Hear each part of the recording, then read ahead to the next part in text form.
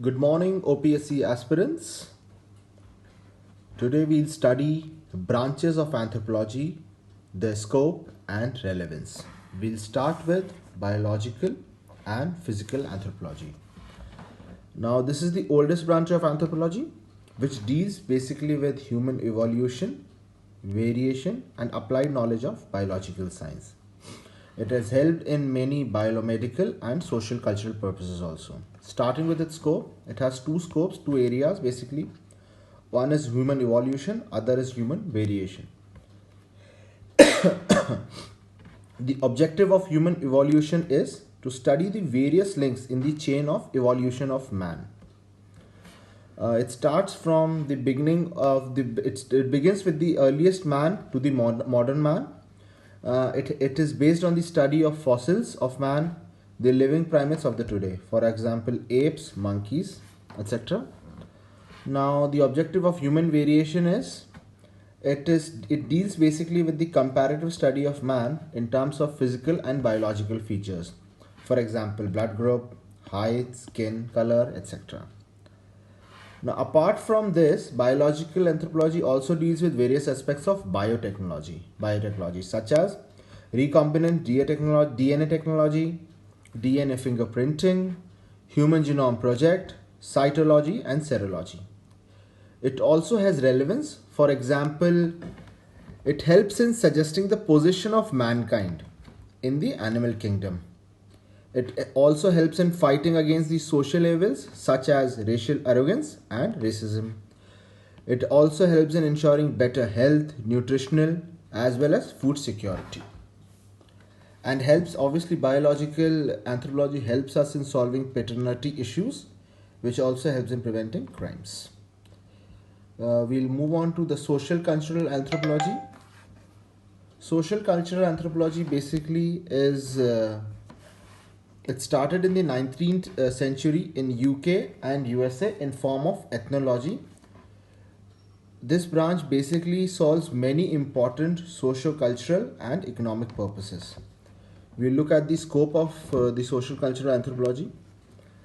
Now, as we know that the various social cultural institutions like marriage, family, kinship, religion are studied along with values, customs, cultures of a society in a holistic and integrated manner, with the value of cultural relativism and methodology of face-to-face study.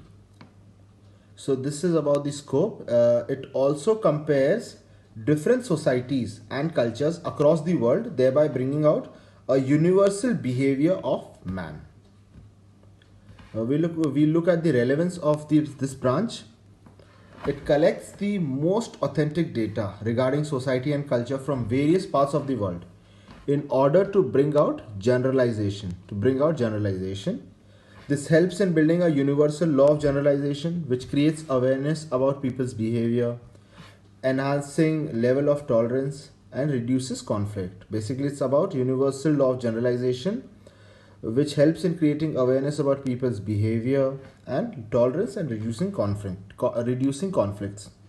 Thereby, it contributes to the world peace and prosperity. This branch also contributes to the developmental programs and plan development, either through applied anthropology or action anthropology. Now, what is applied anthropology? Now, we can define this as suppose forming of a policy can be part of an applied anthropology, and when you implement that policy, that can be a part of an action anthropology. We'll move on to the third one, that is the archaeological anthropology. Now, archaeological anthropology is part of social cultural anthropology. It deals with the study of origin, growth, development of culture during prehistoric and historic periods. So this is basically archaeological anthropology all about. We'll move on to its scope. Now, it studies basically the social cultural affairs of man in ancient times, prehistoric times, and historic times. How does it study social cultural affairs? Through the tools, artifacts left behind by the people of that time. These include the tools, implements, pottery, utensils, ornaments, sculptures, centers, etc.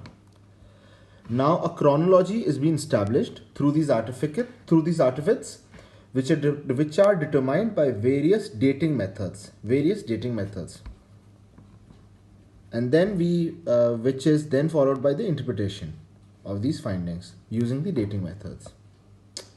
Now it also helps in finding out the economic activities of that time.